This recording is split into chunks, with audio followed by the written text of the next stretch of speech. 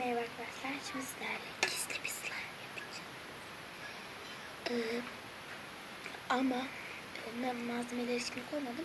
Şimdi getireyim.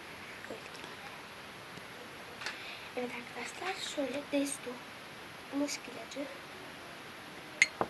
borakslı su,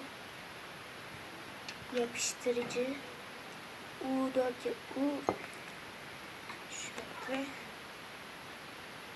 U eşittir 4 bir yapıştırıcı.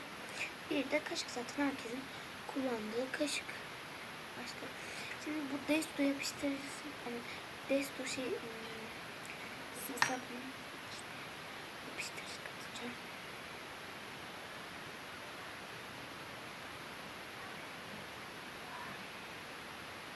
Şimdiden görünüyor ne oldukları arkadaşlar.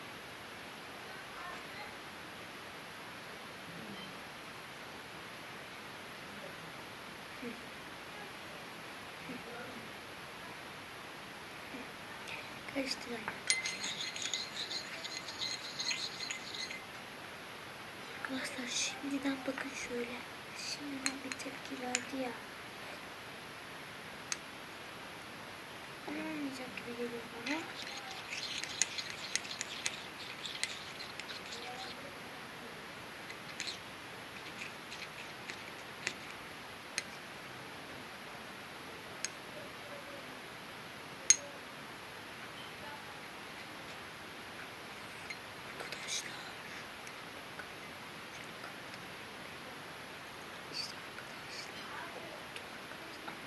Nasılsa anlamadım. Çok küçük oldu.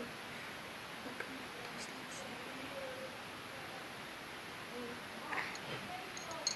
biraz yapışıyor.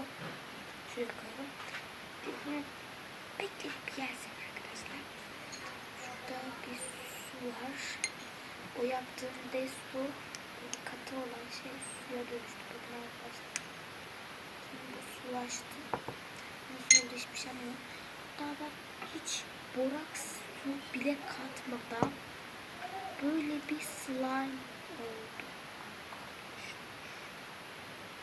Arkadaşlar bakın şöyle bir slime, hiç şey katmadan. Tabii ki daha güzel olacak. Yapıştırıcı ve Desto inanılmaz bir şey arkadaşlar. Hiç boraks katmadım. Demek ki boraks susuz da slime oluyormuş. Arkadaşlar benim ilk slime'ım o yüzden ne olur beğenin arkadaşlar.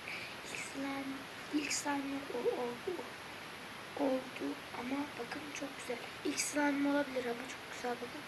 Hem beğenmeseniz de yine ilk slime'ım olduğu için beğenmeseniz bile arkadaşız.